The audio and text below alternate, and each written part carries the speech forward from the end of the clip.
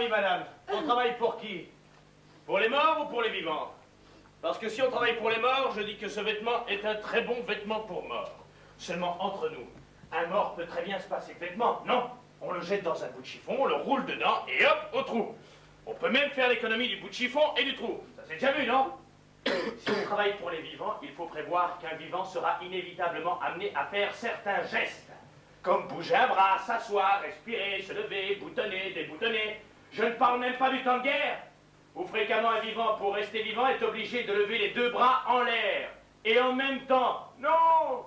Je parle des mouvements ordinaires, dans la vie ordinaire, dans la confection ordinaire.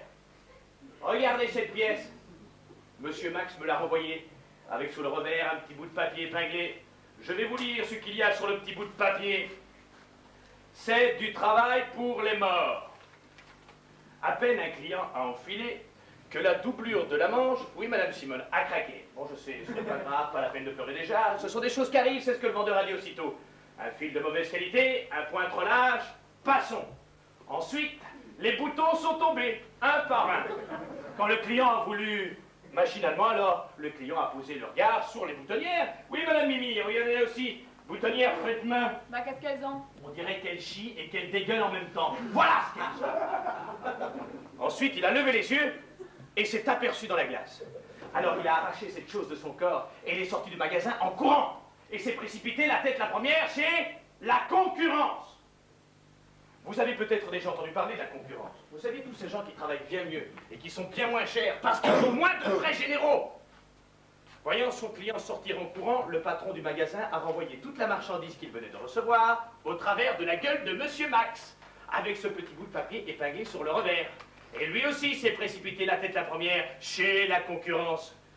Monsieur Max a reçu le paquet, il l'a examiné, il m'a appelé, je l'ai examiné à mon tour, et je dois reconnaître que le client a raison. C'est du travail pour les morts. Maintenant, je dois vous prévenir, celles qui désirent continuer à travailler pour les morts iront le faire ailleurs qu'ici. Dorénavant, mon atelier se consacrera exclusivement aux vivants. Vêtir ceux qui sont nus et qui ont de quoi s'offrir un vêtement. Et ceux-là, croyez-moi, ils en veulent aujourd'hui pour leur argent. Non mais c'est fini le temps où on leur collait la pire cochonnerie, hein. Les par-dessus avec les deux manches gauches, les vestes qui boutonnent dans le dos, etc., etc. Fini, hein. La guerre est finie depuis longtemps. Avec un peu de chance, on aura bientôt une autre. Qui sait, ça va tellement bien partout. On n'est plus dans l'après-guerre, hein. On est de nouveau dans l'avant-guerre. On trouve de tout aujourd'hui, à tous les prix. On parle même de supprimer les tickets. Allez hop, plus de restrictions. J'exige maintenant un minimum de conscience professionnelle. Vous entendez? Un minimum. Non mais regardez, regardez, demi-mesure. Une épaule déjà au premier étage, l'autre encore au sous-sol. Madame Laurence, faut regarder ce qu'on fait quand on travaille, pas toujours regarder ce qu'on font les autres. La couleur vous va bien. La couleur. Et en plus, on se fout de ma gueule. Ah non, c'est sincère. Ah, c'est! Filez rigoler! Chaque pièce sera contrôlée et recontrôlée et recontrôlée. Et si les points sont trop serrés, ou si c'est salopé, on recommencera jusqu'à ce que ce soit bien. Faire les faire, c'est aujourd'hui travail, mais c'est pas payé pareil. Vous allez apprendre ça maintenant. Ah, vous avez eu la belle vie jusqu'ici. C'est fini, je veux que ce soit un bagne pour vous. Comme partout, comme ailleurs, comme chez la concurrence. J'ai été poire, hein? Assis. Assis tout de suite. Qu'est-ce que c'est que ça? On rentre, on sort, c'est un moulin ici ou quoi? J'ai une course à faire, comme ça va bientôt être l'heure du déjeuner, je profite. Mais c'est moi qui décide quand c'est l'heure du déjeuner ou non. J'ai prévenu Madame Hélène que je vais m'absenter, c'est important. Je ne veux pas le savoir ici, c'est moi qui commande, c'est à moi qu'il faut le demander. Vous n'étiez pas là, alors moi j'ai demandé à votre femme. À moi, et moi j'ai dit non, là. Quand on passe la moitié de son temps en course ou en congé de maladie... J'ai été arrêtée une fois 8 jours en 3 ans et j'ai même pris des punitions à la maison. Taratata. Quand on ne peut pas travailler avec acharnement, on ne vient pas user un tabouret ici. Les places sont chères ici, tous les jours j'ai des demandes. Et du travail toute l'année ici, jamais de morte saison. Il faut produire ou s'en aller définitivement. Pour gémir, pleurer ou faire des courses, c'est pas l'endroit, c'est pas un hospice ici. Je veux qu'on travaille, qu'on sorte de la marchandise impeccable, qu'on puisse livrer, qu'on ne me renvoie pas entre les dents. Non mais qui va se grignoter toute la série qui a été renvoyée à Max? C'est moi. Je ne veux plus entendre de rire, ni de cris, ni de chansons, ni de pleurs. À partir de dorénavant, plus personne ne pourra prendre une heure. Vous entendez? Une heure.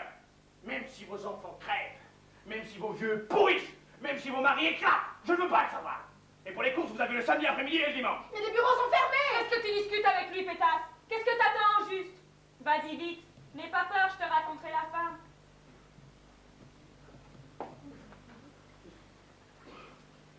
T'as une grande gueule, toi. Ça va bien, merci, je fais ce que je peux.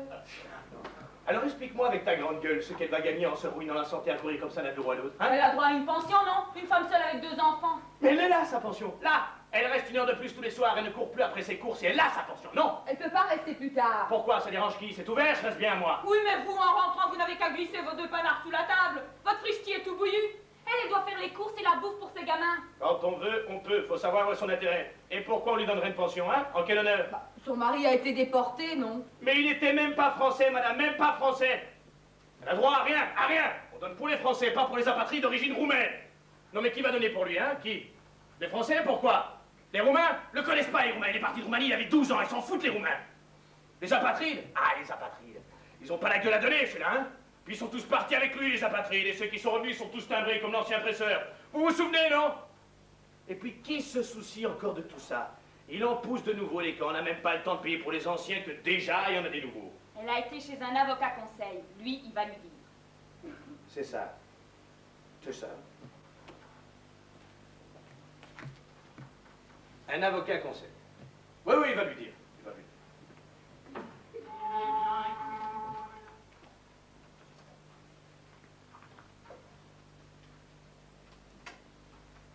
Tu peux rester plus tard ce soir? Je pars à 6h30. 6h30? T'es fonctionnaire maintenant? On est vendredi aujourd'hui, non? C'est ça, vendredi, veille du samedi. Le vendredi, je pars à 6h30. J'ai réunion. Ah. T'as réunion tous les vendredis soirs, et moi je dois livrer le samedi matin. Votre révolution, vous la ferez ce soir à cette réunion? Je pense pas. Ah, dommage! C'était une bonne excuse pour livrer en retard demain matin. Dommage! C'est juste une réunion pour discuter, alors pour préparer. Pour une fois, ils ne peuvent pas discuter sans toi. Non!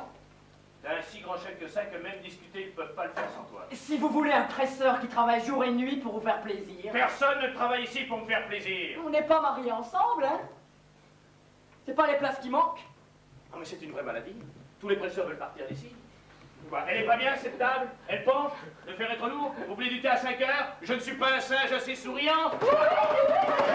Le vendredi, tous les vendredis, je pars à 6h30, j'ai réunion! Ah, bah, quitte, Dieu te garde. Tu sais quoi? On va se partager des tâches. Toi, tu te réunis et tu t'occupes du bonheur de toute l'humanité. Et moi, je repasse ici cette nuit et je m'occupe de la livraison de demain. Là, ça va comme ça? Seulement une chose que je voudrais te faire remarquer, gentiment. Moi, qu'il y ait réunion, révolution ou n'importe quoi, je dois livrer. Alors, je livre. Mais vous, il y a des années que vous vous réunissez pour parler du bonheur et du changement. Et je ne vois toujours rien, hein? Où est le bonheur? Où est même le changement? Ah, c'est que vous regardez pas du bon côté. Ah, mais tourne-moi comme tu veux que je vois enfin quelque chose dans ma vie. Ou donnez-moi une date. Le changement sera livré tel jour, et le reste de votre commande, le bonheur, la justice, etc., suivra dans les 30 jours. Monsieur Léon, Monsieur, aïe, aïe, aïe, aïe.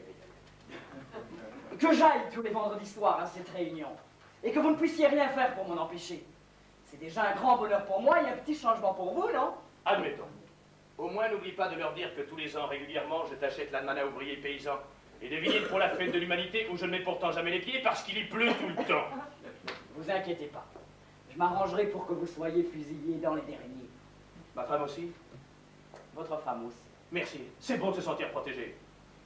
Simone, tu restes avec moi pour coudre les boutons. T'as pas rien, toi, au moins? T'es con?